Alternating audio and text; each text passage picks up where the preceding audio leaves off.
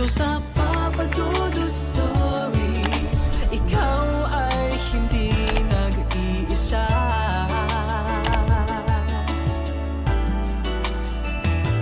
Dito sa Papa Dudut Stories, may nagmamahal sa'yo. Papa Dudut Stories, Papa Dudut Stories. Dear Papa Dudut, sa lahat po ng mga nakatutok ngayon, huwag pong kalimutan mag-like, mag-share at mag-subscribe. Maraming salamat po sa inyong lahat.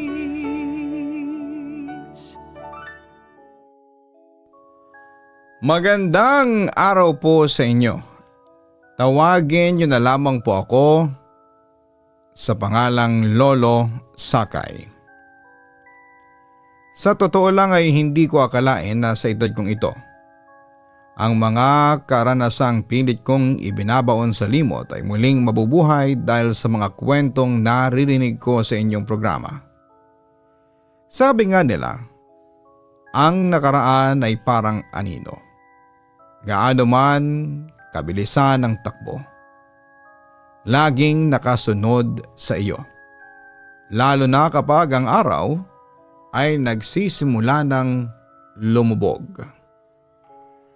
Bago ko simulan ang kwento ng katatakotang bumalot sa sitio Sombrero, hayaan niyo muna akong magpakilala. Sino nga ba si Sacario bago siya naging Lolo Sakay ng subdivision? Noong kabataan ko, Papa Dudut, ako ay isang pulis. Hindi lang basta pulis, kundi isa sa mga laging nade-deploy sa mga hotspot na lugar. Sanay ako sa putukan, sanay ako sa habulan, at higit sa lahat ay sanay akong tumingin sa mata ng mga kriminal na walang takot pumatay. Akala ko noon ay nakita ko na ang lahat ng uri ng kasamaan. Akala ko ang bala ng baril ang pinaka nakakatakot na bagay sa mundo. Pero nagkamali ako. Dahil ang totoong takot pala ay hindi nanggagaling sa ingay ng putok, kundi sa katahimikan ng isang bagay na hindi mo nakikita pero alam mong nandyan. Nang mag-retire ako ay pinili namin ang asawa ko na lumipat sa isang lugar na tahimik. Gusto ko nang iwan ang ingay ng Maynila. Doon kami napunta sa sitio Sombrero. Ang sitio Sombrero, Papa Dudut, ay isang resettlement area. Alam mo naman ang mga ganitong lugar, bago pa lang tinatayo, hindi pa sementado ang lahat ng kalsada. At ang mga bahay ay dikit-dikit pero napapaligiran ng masukal na gubat. Ang subdivision namin ay nasa paanan mismo ng isang madilim na bundok. Kung titignan mo ang bundok na yon sa hapon, parang may kung anong higante na nakadagan sa aming lugar. Ang mga puno ay naglalakihan at ang ihip ng hangin ay laging may dalang amoy ng basang lupa at lumot. Noong una ay payapa naman, pero dahil bago pa lamang ang komunidad, kulang sa ilaw ang mga kalsada. Tuwing sasapit ng alas 6 ng gabi ang sitio Sombrero ay nagmumukhang isang ghost town. Diyan na nagsisimulang magkaroon ng mga problema. Nagsimula sa maliit na bagay. Nawawalang tsinelas, nawawalang labada, hanggang sa naging mga mamahaling gamit at mga alagang hayop. Ang nakapagtataka, walang nakakakita sa magnanakaw. Ang tanging naririnig ng mga residente ay ang malalakas na kaluskos sa bubong at ang kakaibang huni ng hayop na hindi mo malaman kung aso ba o ibon. Dahil sa background ko bilang dating pulis ay hindi ako pwedeng manatiling nakaupo lamang habang ang mga kapitbahay ko ay natatakot. Isang gabi ay pinuntahan ako ng Homeowners Association President na si Mang Carding. "Sakay," sabi niya sa akin habang nasa tapat kami ng aking munting bakuran. "Alam namin gusto mo nang mamahinga, pero ikaw lang ang may karanasan dito. Tulungan mo naman kaming mag-organisa ng mga tanod. Hindi na nakakatulog ang mga tao. May mga naririnig silang kakaiba. Ang mga nakawan ay hindi na biro." Sa totoo lang, Papa Dudut, ayaw ko na sanang bumalik sa ganong trabaho. Gusto ko na lamang mag-alaga ng mga tanim na sili at makipaglaro sa mga apo ko. Pero nang gabing yon, habang nag-uusap kami ni Mang Carding, may narinig kaming kaluskos mula sa itaas ng puno ng mangga sa tapat ng bahay ko. Itinapat ko ang aking flashlight, pero wala akong nakita kundi ang naglalakihang dahon. Ngunit ang kakaiba, ang hangin na dumadaan ay amoy malansa. Amoy ng isang bagay na matagal nang patay. Doon ako napapayag. Sige Carding, ako nang magiging chief tanod. Pero kailangan ko ng mga taong matatapang at mapagkakatiwalaan. Sa unang gabi ng aking pag-upo bilang chief tanod, doon ko nakilala ang isang lalaki na magiging malaking bahagi ng kwentong ito, si Mang Tino. Si Tino ay nakatira sa dulo ng kalsada, malapit sa bukana ng gubat. Siya yung tipo ng tao na hindi mo mapapansin sa isang crowd. Tahimik lamang siya. Laging nakayuko at parang laging may malalim na iniisip. Noong nag-call for volunteers ako para sa mga tanod, siya ang unang lumapit sa akin. "Sir Sakay," tawag niya sa akin. May boses siyang parang hinihingal, mahina pero malinaw. "Gusto ko pong sumama sa ronda. Kabisado ko ang pasikot-sikot dito, pati ang mga daan paakyat sa bundok." Pinagmasdan ko si Tino. Mukha naman siyang matino. May bitbit siyang isang malaking sako na nakasabit sa kanyang balikat. "Anong laman yan, Tino?" tanong ko. Ito po ba?" Ngumiti siya ng bahagya pero ang mga mata niya ay hindi tumatawa. "Mga gamit lang po. Flashlight, tali at kaunting pangdepensa. Mahirap na po, baka may makaharap tayong hindi po natin inaasahan." Dahil kailangan ko ng tao ay tinanggap ko si Tino. Hindi ko alam noon na ang pagtanggap ko sa kanya ang magiging mitsa ng isang misteryong susubok sa lahat ng natutunan ko sa batas at sa buhay.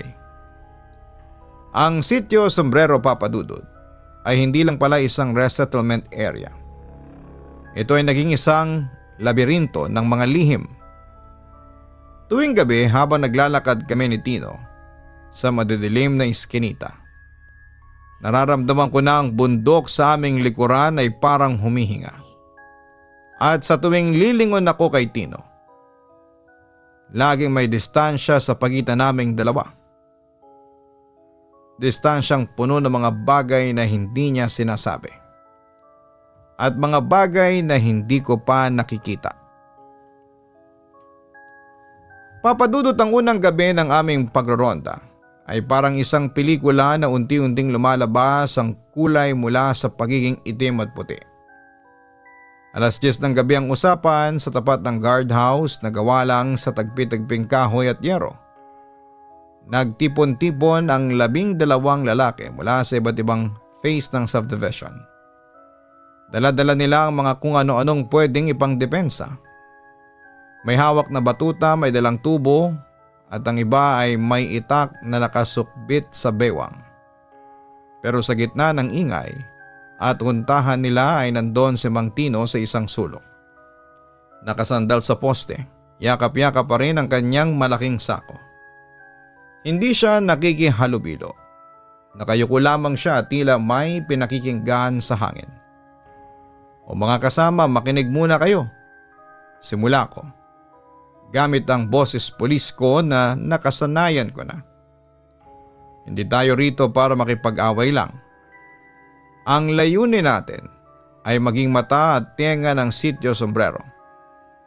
Kapag may nakitang kahinahinala, sumipol o sumigaw, huwag susugod ng mag-isa. Naghati-hati kami sa 3 grupo.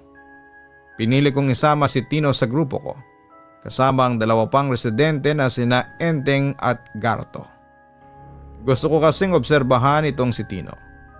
May kung ano sa kanya na hindi ko mabasa, Papa Dudut. Bilang dating investigador, ang kutob ko ay bihirang magkamali at ang kutob ko kay Tino ay parang kape. Maitim at matapang. Habang binabagtas namin ang Phase 3 kung saan ang mga bahay ay hindi pa tapos at napapaligiran ng matataas na talahib, nagsimula nang maramdaman ang bigat ng atmosphere. Walang kuryente sa parting yon. Ang tanging liwanag ay mula sa aming mga flashlight na tila kinakain ng sobrang kapal na kadiliman. Sir Sakay, narinig niyo yun? Bulong ni Enteng at halatang nanginginig pa ang boses. Tumigil kaming lahat mula sa madilim na bahagi ng isang construction site. May narinig kaming kaluskos. Pero hindi ito kaluskos ng tao. Tunog ito ng mga kuko na kumakalmot sa semento. Itinutok ko ang flashlight ko sa direksyon ng tunog. Sa dulo ng liwanag ay may nakita kaming anino. Isang nilalang na tila aso. Pero ang laki ay hindi naman normal. Ang balahibo nito ay tila uling sa itim. At ang mga mata nito, Papa Dudut, hindi ko makakalimutan. Kulay pula na parang baga na nagniningas sa kadiliman. "Sigbin!" sigaw ni Gardo sabay urong. Bago pa man ako makakilos, ang nilalang ay mabilis na tumalon patungo sa talahiban. Ang bilis nito ay hindi makatao at hindi rin makahayop. Para itong hangin na dumaan lang. Pero ang mas nakapagtataka, Papa Dudut, nung lumingon ako kay Tino para utusan siyang habulin ang nilalang, wala na siya sa tabi ko. "Tino, nasan ka?" tawag ko. Walang sumasagot. Ang tanging maririnig ay ang mabilis na paghinga ni na Enteng at Gardo.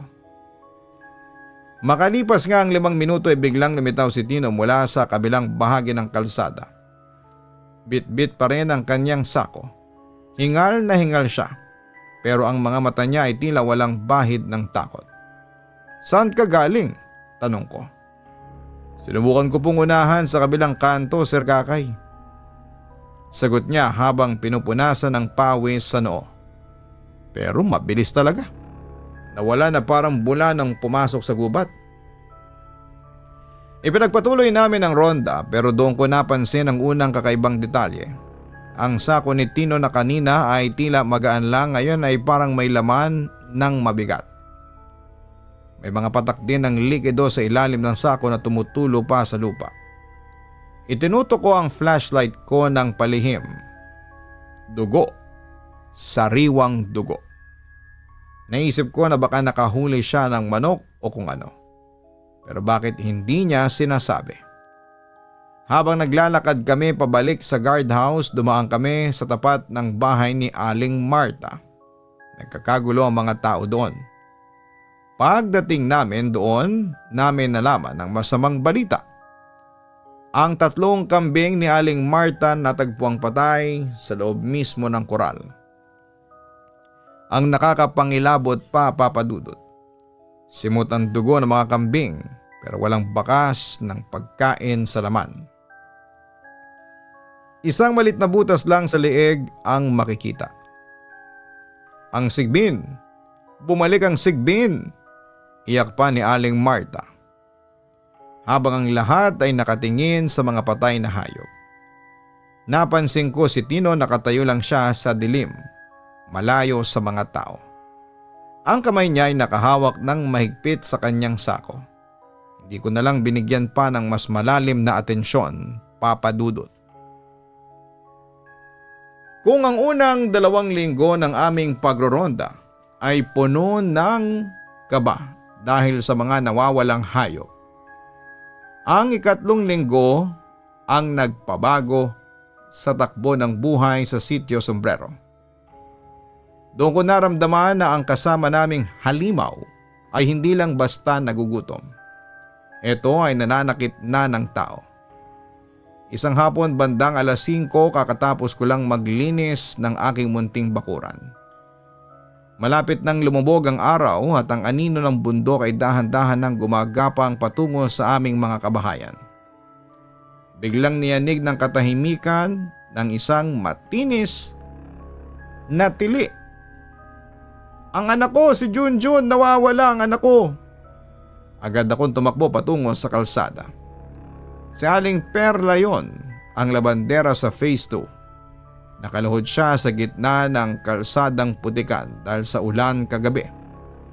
Ang sabi niya, sandali lang daw siyang pumasok sa loob para kumuha ng tubig, pero paglabas niya, wala na ang kanyang 5 taong gulang na anak na naglalaro lang sa tapat ng kanilang pintuan. Sa loob ng ilang minuto nagtipon ang mga residente.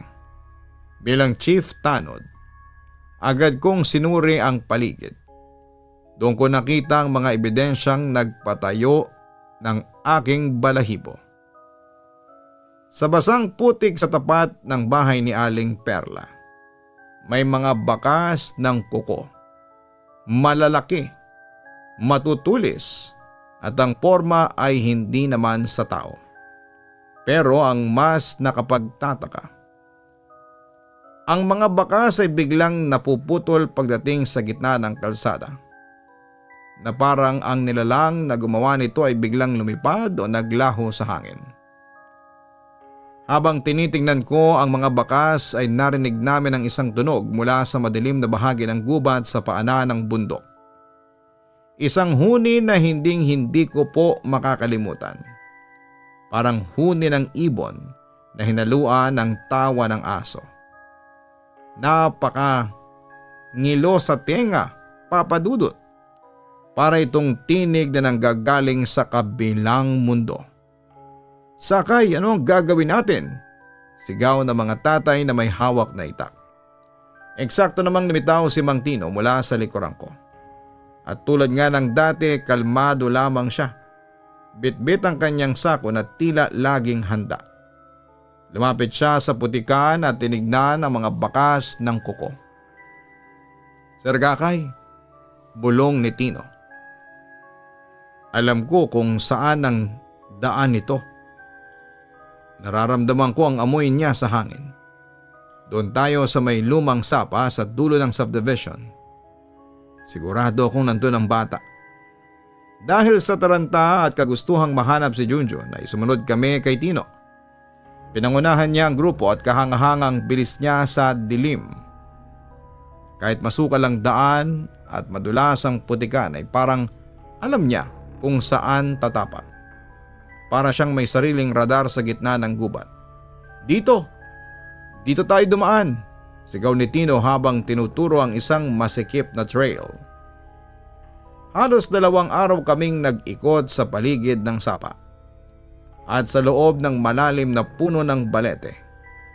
Pagod na ang mga kasama ko. Ang iba naman ay sugat-sugat na ang braso dahil sa mga tinik. Pero sa bawat lugar na itunuro ni Tino, wala kaming makita. Walang bata, walang bakas, walang kahit na anong senyales. "Tino, sigurado ka ba rito? Kanina pa tayong paikot-ikot, parang bumabalik lang tayo sa pinanggalingan natin." Reklamo pa ni Gardo. "Nararamdaman ko siya. Malapit na tayo," laging sagot ni Tino. Pero sa tuwing pupunta kami sa itinuturo niya, laging nauuwi sa wala. Doon nagsimulang gumana ang isip pulis ko, Papa Dudut. Napansin ko na habang ginigiya kami ni Tino palayo sa subdivision, paminsan-minsan siyang lilingon sa likuran namin nang may kakaibang ngiti. Parang sinasadya niyang iligaw kami. Parang may oras siyang hinihintay. At nang sandaling tumigil kami para uminom ng tubig ay napansin ko ang isang bagay sa sako ni Tino. May bahid ito ng putik pero hindi lang putik sa gubat. May maliliit na hibla ng tela na sumasabit sa pagkakatali ng sako. Ang kulay, dilaw. Katulad ng kulay ng t-shirt na suot ni Junjun bago siya nawala. Nanlamig ako, Papa Dudut. Gusto ko siyang kumprontahin noon din pero kailangan kong maging maingat. Maraming kaming kasama at madilim pa ang paligid. Kung totoo ang hinala ko ay si Tino ay hindi lang basta tracker. Siyang mastermind sa likod ng lahat ng ito. Bumalik kami sa subdivision ng Bigo, iyak ng iyak si Aling Perla. Ang buong komunidad ay balot ng takot at galit. Pero habang ang lahat ay abala sa pag-aliw sa ginang, nakita ko si Tino na dahan-dahang naglalakad patungo sa kanyang bahay sa dulo ng kalsada. Papadudot ang hinala ay parang anay. Kapag nagsimula ng kumain sa isipan mo ay hindi ka na patatahimikin hanggang sa gumulo ang buong tiwala mo sa isang tao. Nang gabing yon matapos ang pagkawala ni Junjun, hindi na ako makatingin ng diretso kay Tino. Ang bawat kilos niya, ang bawat buntong hininga niya ay parang may kasamang malansang amoy na hindi ko na maaatim. Bandang 1:00 ng madaling araw ay nagpasya kaming magpahinga muna sa isang lumang waiting shed malapit sa boundary ng Phase 2 at Phase 3. Pagod na ang lahat. Sina Enteng at Gardo ay halos nakatulog na ng nakaupo. Ang mga itak nila ay nakalapag lang sa simento. Pero si Tino, nakasquat lang siya sa isang sulok, yakap-yakap pa rin ang kanyang malaking sako na tila ba ito na ang pinaka-importanteng kayamanan sa mundo. Tino, magpahinga ka muna, sabi ko habang nag-aalok ng biskwit. Ilapag mo muna ang sako mo at mukhang mabigat na masyado ah. Salamat Sir Sakay, pero okay lang ako. Sanay ang balikat ko rito. Sagot niya nang hindi tumitingin sa akin. Ang boses niya ay parang galing sa isang tuyong lalamunan. Hindi kalmado pero may halong igting. Maya-maya ay tumayo si Tino para umihi sa madilim na bahagi ng mga puno ng saging sa likod ng shed. Iniwan niya ang sako sa sahig pero nakasandal ito sa poste. Ito na ang pagkakataon ko, Papa Dudut. Ramdam ko ang kaba sa dibdib ko. Hindi kaba ng isang pulis na haharap sa barilan, kundi kaba ng isang tao. Napakaramdam ay bubuksan ang pinto ng impyerno. Dahan-dahan akong lumapit, Papa Dudut. Habang papalapit ako, ang unang sumalubong sa akin ay ang amoy. Hindi lang ito amoy ng dumi o pawis, ito ay amoy ng tuyong dugo na hinaluan ng matapang na kamangyan. Yung ginagamit sa mga punerarya at sa mga ritual ng albularyo. Pero ang mas malalim pang amoy, Papa Dudut, amoy ng bulok na karne na pilit tinatago ng bango ng mga tuyong dahon. Inabot ko ang tali ng sako, gawa ito sa makapal na abaka na may mga buhol-buhol na kakaiba ang itsura. Pero bago ko pa man mahawakan ng buhol, ang sako ay biglang gumalaw. Hindi lang ito simpleng kislot, parang may bagay sa loob na humihinga ng malalim.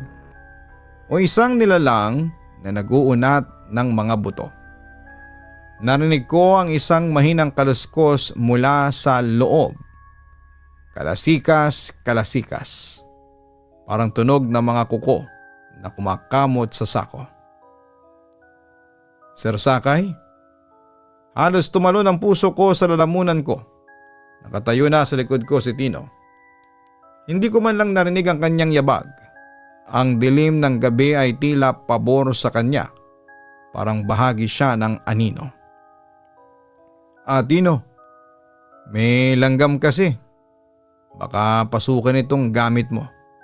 Pagdadahilan ko na pilit na pinapakalma ang aking boses pulis. Alam mo talaga ang laman nito? Bakit parang gumagalaw? Tumingin si Tino sa akin. Sa ilalim ng malabong liwanag ng buwan, ang kanyang mga mata ay tila nagbago. Hindi na ito yung matang tahimik at parang may kung anong apoy na nagniningas sa loob nito. Anting-anting lang po ito, sir. Mahina niyang sabi habang dahan-dahang kinukuha ang sako at sinasabit muli sa kanyang balikat. Sa lugar na gaya ng sitio sombrero ay hindi sapat ang itak o baril. Kailangan mo ng panabla sa mga maligno. Ang sako na ito ay nagpoprotekta sa akin at sa inyong lahat. Proteksyon? Tanong ko. Pero amoy dugo, Tino, at may nakita kong hibla ng dilaw na tela kanina. Kay Junjun ba yon? Tumahimik ang paligid, Papa Dudut. Ang mga kuliglig ay tila tumigil sa paghuni. Isang mahabang saglit kaming nagtitigan. Akala ko ay susugod siya, akala ko ay eto na ang katapusan ko, pero bigla siyang ngumiti. Yung ngiting hindi umaabot sa mga mata. Marami pong dilaw na tela sa mundo, Sir Sakay. Baka guni-guni niyo lang po yun dahil sa pagod. Ang sabi niya habang dahan-dahang hinahaplos ang gilid ng sako. Sa puntong yon ay parang naramdaman ko na ang sako ay sumasabay sa pintig ng kamay niya. Huwag po kayong mag-alala. Ang mahalaga ay ligtas tayo habang kasama ko kayo. Hindi ako nakasagot. Alam ko sa loob-loob ko na nagsisinungaling siya. Ang anting-anting na sinasabi niya ay hindi para sa proteksyon namin, kundi para sa isang bagay na mas madilim. Habang naglalakad kami pabalik ay hindi ko na maalis ang tingin sa sako. Tuwing tatama ang flashlight ko rito ay parang nakakakita ako ng mga hugis sa loob. Hugis ng maliliit na kamay o baka naman likha lang yon ng aking takot. Ang alam ko lang, Papa Dudut, ng gabing yon ay hindi ako nakatulog. Ang amoy ng kamangyan at bulok na karne ay tila kumapit sa aking balat. At ang bawat pikit ko, naririnig ko ang kaluskos sa loob ng sako ni Tino. Ang katanungang bumabagabag sa akin ay tao pa ba ang kasama ko o isang halimaw na nagpapanggap na tagapagtanggol? Papa Dudut, hindi na ako nakapaghintay sa tamang panahon. Ang kutob ko ay parang sirena ng patrol car na hindi tumitigil sa pag-atungal sa loob ng ulo ko. Nang sumunod na gabi ang oras na aming usapan para sa ronda ay nagpasya akong maging anino. Isunod ko ang aking itim na jacket, iniwan ang aking flashlight at dahan-dahang gumapang patungo sa dulo ng kalsada. Sa bahay ni Tino. Ang bahay niya ay nasa dulo, halos nakasandal na sa pader ng gubat. Napakatahimik, Papa Dudut. Walang ilaw sa loob pero may naaaninag akong kakaibang liwanag mula sa kanyang likod bahay. Paikot akong dumaan sa mga puno ng saging. Dahan-dahan. Tinitiyak na walang tuyong dahon na malulutong sa ilalim ng aking mga paa. Doon ko siya nakita. Nakatayo si Tino sa gitna ng isang bilog na gawa sa abo. Sa harapan niya ay may 7 itim na kandila na nagniningas kahit na walang hangin. Ang apoy nito ay hindi kulay orange, kundi lila na tila sumasayaw sa ritmo ng kanyang bulong. Nakabukas ang kanyang malaking sako sa kanyang paanan at doon ay lumabas ang amoy ng pumatay sa gutom ko. Ang amoy ng kamangyan at ang nabubulok na laman. Ilihim ang kilos. Takpan ang mata. Ang anino ko'y maging kapa. Bulong ni Tino. Ang boses niya ay hindi na boses ng tao, Papa Dudut. Para itong dalawang boses na pinagsama. Isang matanda at isang hayop. Sa bawat salitang binibigkas niya ay nararamdaman ko ang isang kakaibang sensasyon. Sa paningin ko ay biglang lumabo. Akala ko ay may hamog lang, pero hindi. Para akong nilalagyan ng manipis na tela sa ibabaw ng aking mga mata. Ang paligid ay nagmukhang out of focus. At kahit na anong kuskus ko sa aking mata ay tila lalong kumakapal ang ulap na tumatakip sa aking paningin. Tagabulag. Huling bulong ni Tino bago niya hinipa ng mga kandila. Sa isang iglap ay nawala ang ulap sa mata ko. Pero kasabay ng pagdilim ng kandila, nawala rin si Tino. Wala na siya sa gitna ng bilog. Ang tanging naiwan ay ang usok ng amoy asupre. Nanlamig ang buong katawan ko. Ito na ba yung sinasabi ni tatay noon? Ang kakayahang maglakad sa gitna ng mga tao nang hindi ka nakikita. Hindi pa ako nakakabawi sa gulat nang biglang niyanig ang katahimikan ng sitio Sombrero. Sabay-sabay na tumunog ang mga alarm sa 3 magkakaibang bahay sa Phase 2. Isang segundo lang ang lumipas ay narinig ko na ang sigawan ng mga tao. Ang sigbin! Ang mga sigbin lumulusob! Tumakbo ako pabalik sa main road. Doon ay nakita ko ang isang eksenang parang kinuha sa impyerno. Ang mga residente ay naglabasan. May dalang mga sulo at itak, pero ang takot sa kanilang mga mata ay hindi mabubura ng apoy. Sa gitna ng kalsada ay nakita ko sila 3 malalaking aso. Pero hindi sila ordinaryong aso, Papa Dudut. Ang laki nila ay parang mga batang baka. Ang kanilang mga mata ay nagbabaga sa pula. At ang kanilang pag-ungol ay tila tunog ng bakal na kinikiskis sa simento. Mabilis silang nagtatakbuhan pabalik-balik sa gitna ng kalsada. Tila tinatakot ang sino mang lalapit. Habulin nyo! Huwag niyong hayaang makalapit sa mga bata! Sigaw ni Mang Karding habang iwinawagayway ang kanyang sulo. Halos lahat ng mga tanod at mga lalaki sa subdivision ay sumunod sa mga aso patungo sa madilim na bahagi ng creek. Nagkakagulo na ang lahat, hiyawan dito, takbuhan doon. Pero ako, Papa Dudut, tumigil ako sa gitna ng kalsada. May napansin akong hindi tama. Habang ang lahat ng atensyon ay nasa mga asong nagwawala, napatingin ako sa mga kabahayan na naiwan. Doon ko nakita ang isang bagay na nagpabilis ng tibok ng puso ko. Ang pinto ng bahay ni Aling Nena dahan-dahang bumukas, pero wala namang tao. Wala ring hangin. Sinundan ko ng tingin ang mga pinto. Ang bahay ni Mang Jose bumukas din ang trangka. Click, click. Parang may isang invisible na kamay na pilit na binubuksan ang bawat pasukan. At doon sa putikan sa tapat ng mga pintong yon, nakakita ako ng mga bakas ng paa. Hindi bakas ng aso kundi bakas ng tao na nakayapak. Pero ang nakakatakot, ang bakas ay lumilitaw sa putik pero wala kang makikitang taong nakatayo roon. Naisip ko kagad si Tino. Naisip ko ang orasyong narinig ko kanina. Ang mga sigbin na nagwawala sa kalsada ay distraction lang sila. Habang ang buong sitio Sombrero ay abala sa paghabol sa mga anino, may isang halimaw na hindi nakikita ang dahan-dahang pumapasok sa loob ng aming mga tahanan.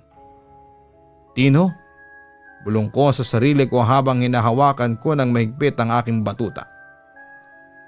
Papadudot sa gitna ng madilim na kagubatan, nakita ko ang anino ni Tino na dahan-dahang nagkakahugis. Hindi siya kumukuha ng gamit. Sa halip ay nakita ko siyang may hawak na isang kakaibang itak. Isang itak na yari sa tanso at may ukit na mga krus. Mamatay kayo, salot! Sigaw ni Tino. Sa isang iglap tinaga ni Tino ang malalaking nilalang. Isang itim na dugo ang tumalsik sa paligid at ang sigbin ay nagsimulang matunaw sa lupa. Napatay lahat ni Mang Tino ang mga sigbin. Doon siya nagtapat sa akin habang hingal na hingal siya. Sir Sakay, ang angka namin ang tinalagang tagapagtanggol laban sa kanila. Ang tagabulag ay hindi para sa krimen, kundi para hindi matakot ang mga tao sa tunay na anyo ng labanan. Ang sako ko, hindi ito puno ng nakaw, puno ito ng mga labi ng mga napatay kong salot para hindi sila muling mabuhay. Sa huling gabi ng pananalasa, nagtungo kami ni Tino sa pinakasentro ng subdivision. Doon ginawa niyang isang huling ritual.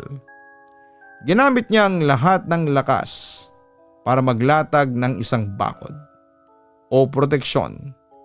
Nakita ko siyang lumibot sa buong sitio sombrero, nagtanim ng mga mahihiwagang bato at nagwisik-wisik ng langis habang bumubulong ng orasyon. Huling gabi na ito, Sakay. Sabi niya sa akin habang ang kanyang mukha ay tila tumanda ng 10 taon dahil sa pagod. Pagkatapos nito ay hindi na sila makakabalik dito. Pero kailangan ko na ring umalis. Ang misyon ko ay tapos na rito. Ang totoo nga, Papa Dudut. Pagkatapos ng gabing yon, tumigil ang lahat ng ingay. Wala nang nawalang hayop. Wala nang kalusko sa bubong.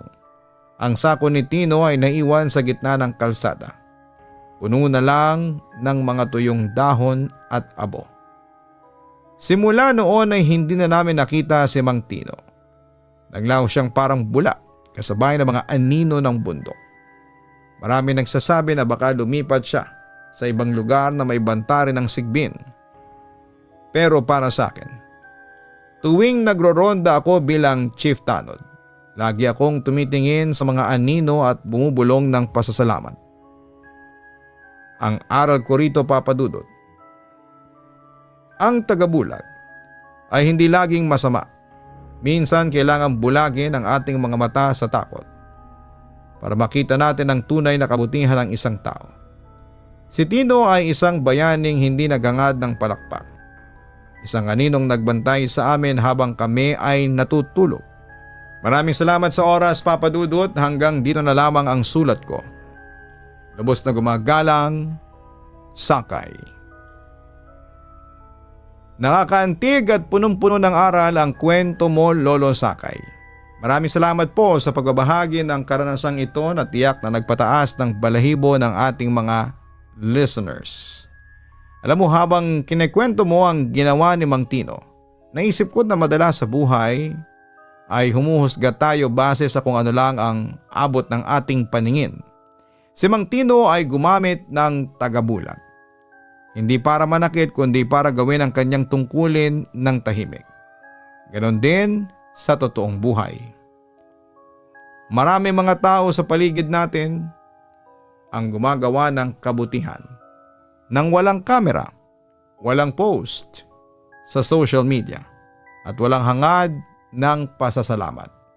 Sila yung mga taong handang magsakripisyo sa kadiliman para lang tayo ay makatulog ng mahimbing hanggang sa magliwanag.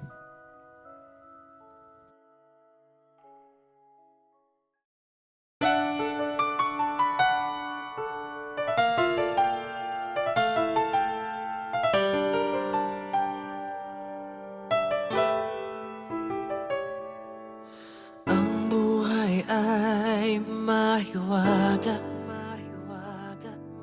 laging may lungkot at saya. Sa Papa Dudut Stories, laging may karamay ka.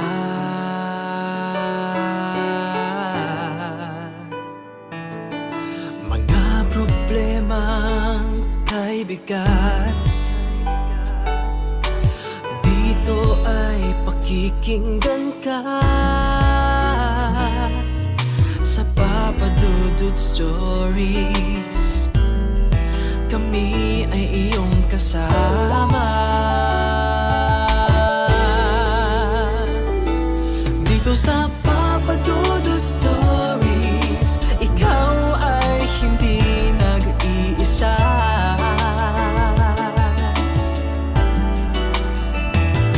Dito sa Papa Dudut Stories, may nagmamahal sa'yo. Papa Dudut Stories, Papa Dudut Stories,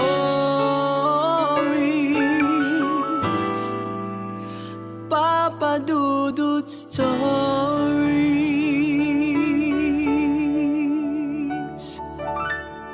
Dito sa